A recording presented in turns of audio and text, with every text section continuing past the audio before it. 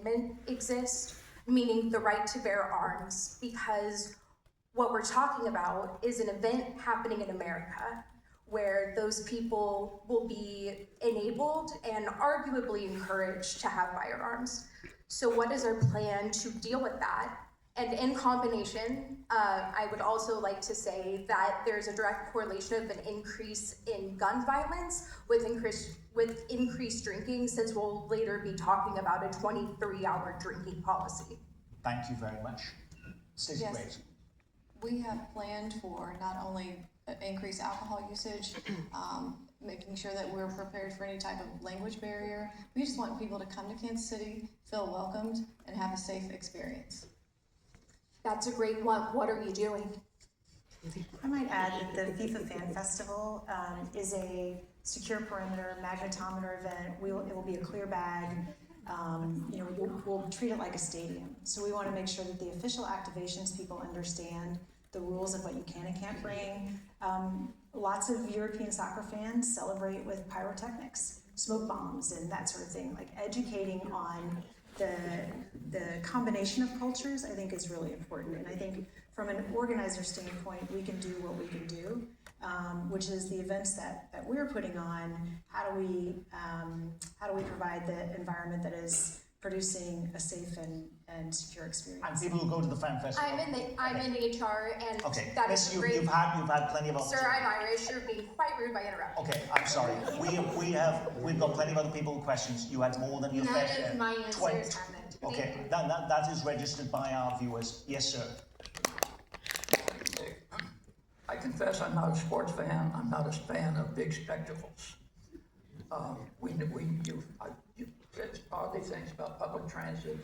I don't think transit is prepared for what you have in mind. You're looking at one level, transit works at another level. We know that it doesn't take much at all to shut down the streetcar and disrupt the entire transit system, because so many major transit routes run through the downtown area. What do you say to someone who says, how do you avoid having the next 10 years be a major disruption in the lives of 100 people, ordinary people, or every person who actually views or takes part in the spectacle? Yeah, I mean, I think there are two things I would say. We have contingency plans for the streetcar in particular. So if for some reason the streetcar shuts down, there will be what we call a bus bridge, so backup buses that would run the streetcar route to provide that service. And those routes, again, they're new routes, so they're meant to not impact the system. And I'm not an engineer, but the engineers have been working on it. They've modeled the bus turn times, the capacity loads. The streetcar is actually decreasing headways, meaning the streetcar will run more often. They're adding capacity. And it's one part of the transit plan. I think the regionality, and every one of those 15 bus routes connects into an existing service. Plus, there are parts of the Metro, Johnson County, the Northland, that are standing up tournament time circulators. So if you can take our bus to Overland Park Convention Center, then you can get on the Johnson County Link and go to Lenexa City Center, Overland Park, Leawood, some of the other communities. So it's an integrated, really, there's a lot of complexity in the planning, but our hope is that the impact to everyday life is minimal. Yeah, I think that's the one thing that we are overlooking, the fact that the experience of providing regional transit for this event can translate as a learning opportunity for how transit can work at a regional, from a regional perspective. We are, like Pam said, we're not going to disrupt the existing bus service. We are adding new transit routes to supplement the event. But going forward, the cooperation is something that stays with us. Stacey Graves, that's the transit disruption. I'm wondering about the disruption on our highways and major thoroughfares. We have 4 base camps. For instance, England being in Prairie Village. They're practicing at the facility in Swope Park. That means that they will have police protection every time they leave that site, every time they go to an airport. Are you shutting down all the streets during that period of time from Prairie Village to Swope Park? And you're on the Kansas City, Missouri side. How does that work? We are working hand in hand with our regional partners. We've even hosted some escort trainings, several escort trainings with our motorcycles squads, but there will be some congestion, there will be some street disruptions, but you know, we are gonna move that right along. We're used to doing escorts, we do team escorts for any type of sporting event that comes in here. That will be a little bit of a disruption, but to the less of the degree than we hope that it cause too many problems. In some respects, it's also different with a lot more complexity. You have all the FIFA officials, they get escorts as well. Plus, we could have heads of state from all of these countries. You know, we could have at the base camp with England, you know, you could potentially have Prince William and Prince Harry coming out to go and visit them there. Now that's a whole new complexity. We could have royal family members from some of the other nations coming in, from the, you know, the King of the Netherlands coming in for a game. We don't want them here. In the 6 match days, I think, is when we're most likely to see the impact. Keep in mind, there are going to be lots fewer people driving to the stadium because of the parking situation. So, in theory, there could be an offset. I think, you know, what that looks like and feels like on a match day, you know, there is a bit of an unknown there. I think the police escort, that is a level of complexity, and the work that's being done there cross jurisdiction, just to model those movements and the time of day and, you know, who's going where when. I'm glad that Chief Graves and her partners are managing that, because it's pretty extraordinary. Absolutely. And we have a question from you. Hi, how are you? My question, first of all, I own a small business in Crossroads. We talk to a lot of other small businesses. This is for Pam. We are desperate for information about who is coming, when are they coming, how long are they staying, and what are they going to do. It's been planned for 10 years now, so your little countdown is indicating it's less than 4 weeks away.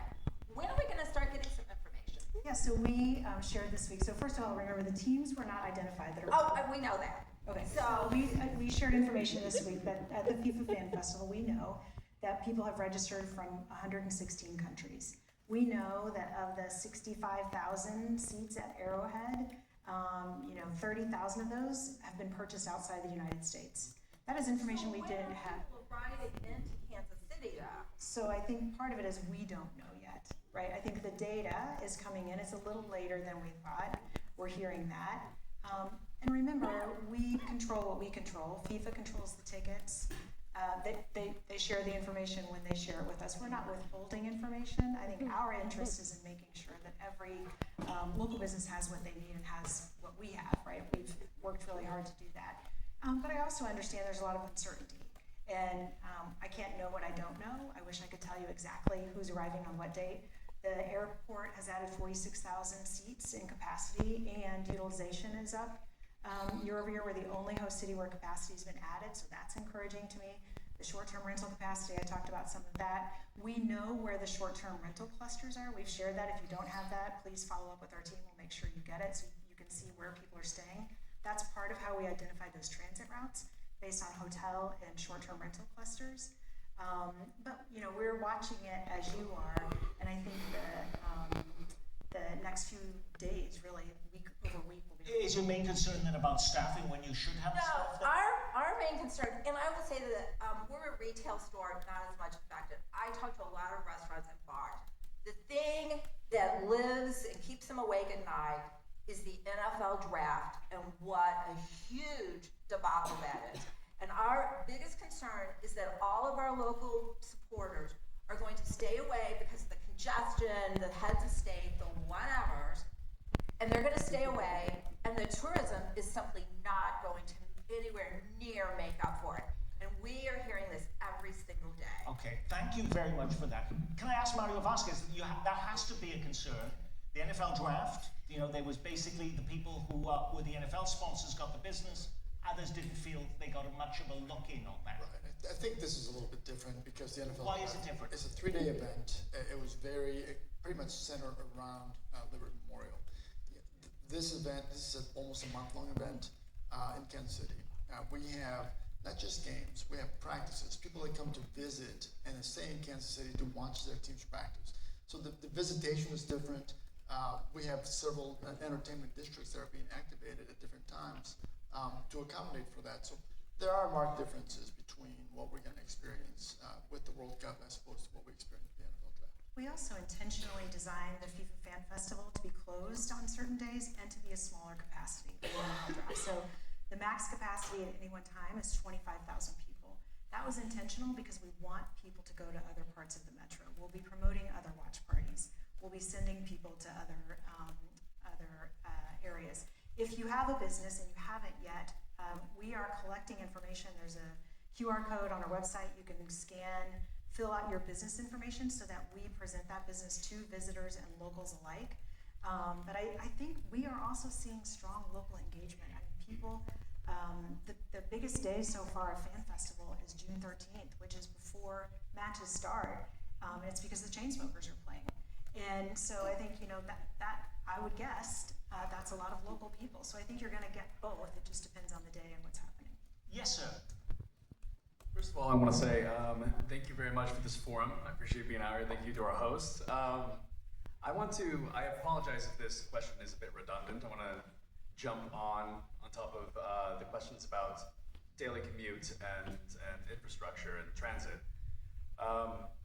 There is a lot of construction going on, and it's been going at a pace that is very refreshing to see in terms of getting things done and moving on to a new area of the road system.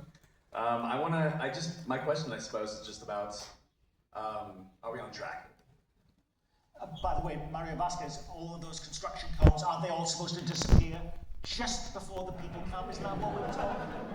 We are making sure that some of the specific routes that are going to be used for the World Cup are going to be cleared. But like I said before, we're a big city. Work goes on all the time. Construction is going to continue. We have to improve our cities, not just for today, it's for the long term. So those things are going to continue. I'm very proud that we have finished, and we are finishing a lot of things. I think this whole month has been nothing but celebration about completion of projects. Next we're going to celebrate the extension of the streetcar down to the riverfront. Last week we celebrated the completion of the pedestrian bridge down to the riverfront. We're going to celebrate next the completion of a garage over at 18th and Vine. We're working to finish, drainage improvements on Westport Road. We're going to celebrate the opening of the Warnell Bridge. Minor little thing. It was a big priority to the community in this area for years. So we're getting a lot of stuff done. That doesn't mean that we're done. Work continues, and we're open for business. Thank you. Okay, we'll get to these three questions, and I've got some legacy things we want to talk about before we wrap up. But I'm ready for your question. Thank you for this opportunity. I live in Eastern Jackson, and I'm just a few miles from the stadiums. I'm in that air traffic pattern for all of the awesome flyovers and all the fun events in the sky. But today alone, I saw 29 of those military helicopters, the big ones that hold the equipment and people. Is that related to this event? I'm not aware of that being related to this event, but I have heard about the air traffic today. Thank you very much, Miss. Sir. Can you expand a little bit on the communication plan? Where's the best place for people to go to now to find out transportation plans, bus routes, etc.? And then also, what's going to be the best way for us to get information during the World Cup, during that 4 or 5 weeks that it's happening? Yeah, thank you for asking that. KC2026.com, which includes transportation information, how to get transportation passes, the FIFA Fan Festival schedule, the match schedule, really any updates that we have will be there. We will also have a WhatsApp channel, which is a very prominent way that international travelers communicate. So if you communicate on WhatsApp, and then our social media, we are standing up a joint operations center, different from an emergency operations center, a joint operations center that will have regional security coordination, joint information center, and a transportation regional operating center, so that all of the tournament operations are housed and communicating with those incident command posts at the different locations and with the jurisdiction EOCs. So there is a massive communication plan in place. I would say social, digital. You can sign up for our emails, which lots of people have done already, and then of course we'll share information with local media. Okay, great. Thank you very much, sir. We're ready for you. Kurt Maruka, has the president's immigration crackdown impacted international participation, either Have you experienced that, or do you expect it? Thank you very much. What we're seeing, and it's hard to tell what, I'm not sure we would have known what to expect from Algeria or Tunisia, but Ecuador and Argentina fans are traveling, they are coming. So I think it's hard to know what the impact of any one policy has been. I think we're encouraged by the visitor numbers we're seeing.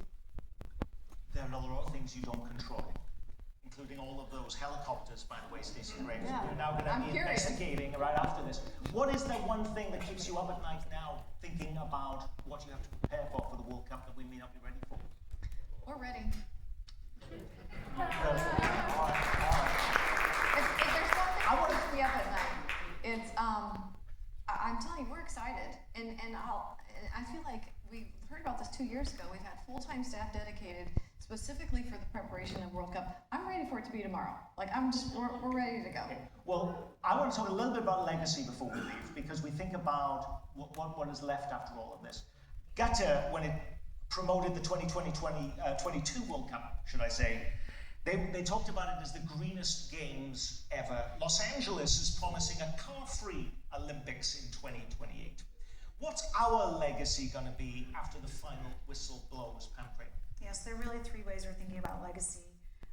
The first is rising on the world stage, putting Kansas City forward. Mario talked about it, changing the way people think, or just getting people to think about Kansas City. The second is confidence in our people. I mean, I think skepticism is healthy, but I think we've already proven that we can do things that are unexpected for a city of our size if we all just work together and believe that we can do it. It's hard to measure that, but I think if we can show that we do this and do this well, it will be transformational.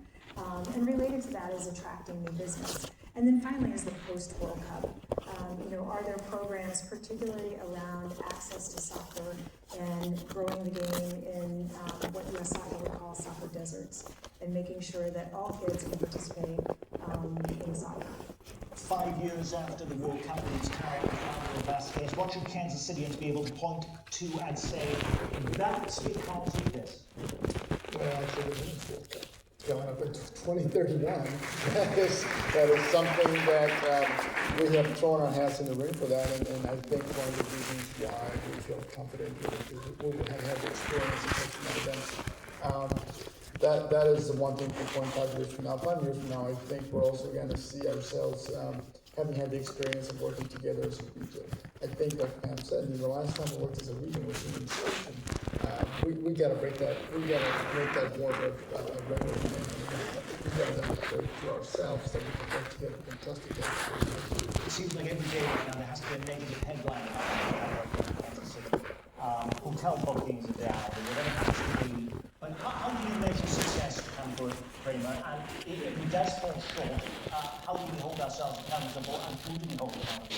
And I think, I always say that I want the headline to be, how did the smallest city become part of the World Cup? I think if we can come together and participate and show authentically who we are, it's one of the reasons I really don't want people to rent out their houses, because I want them here and shaking hands and welcoming people and giving directions. That will be extraordinary. I think measuring short-term tourism impact is important. And then we have studies in place over the long term to show not only are people coming this summer, do they come back next summer? Is 27 more than 25? We could take the World Cup out as an anomaly. I think those are the things that we'll be looking at. Given how excited you are, Stacey Graves, you want the World Cup to start tomorrow, does that mean we can expect you to be behind the bid for the Olympics in 2036 in Kansas City? The Women's World Cup, yes. And going back to that question, you said what keeps me up at night. I will tell you, just as a chief of police with any of these large events, if I've learned anything being in this position, it's what we can control. We will absolutely deploy our people in using best practices, and we will prepare for whatever comes our way. There is always things that are outside of our control, but our people, our police department, and those law enforcement agencies around us are ready and prepared for whatever comes our way, for the appropriate and effective response. Mario Vasquez. Since we're going back to the beginning, so you asked me, how do I sleep at night? And the reason I sleep at night is because I have seen our staff. I've seen our. Well, you probably have a good mattress in the professionalism, house. in preparing, and the preparation has gone into this. People may or may not know this, but a lot of the transportation professionals, the best, are in Kansas City. These are the folks that helped us plan this event. All throughout the last year as city manager, all I've heard is that Kansas City has been ahead of other communities in this preparation for the World Cup with respect to public safety. And that continues to be the case. That's why I sleep well at night, because I know our people are prepared. Can you turn the tables for us one moment then, Pam Kramer? What has the media got wrong about this World Cup? I think that, I think they're not reporting enough of how we're proving people wrong. I think, again, Bullshit. if I've heard it once, I've heard it 1,000 times before the teams were announced. There's no way FIFA will put You're proving a us team in right. Kansas City. We have the reigning world champions with the most popular player in the world starting their defense of the title in Kansas City. That doesn't happen unless something good is happening here. And I think, Or you motherfuckers the sold us out. excitement that's coming and the way that we welcome the world can really change the way we see ourselves. And you have been watching Kansas City Police Chief Stacey Graves, the CEO of KC 2026, Pam Kramer, and our city manager, Mario Vasquez. And I'm Nick Haynes from our partners at the Kansas City Library here at the Plaza Library tonight. Be well, keep calm, and carry on.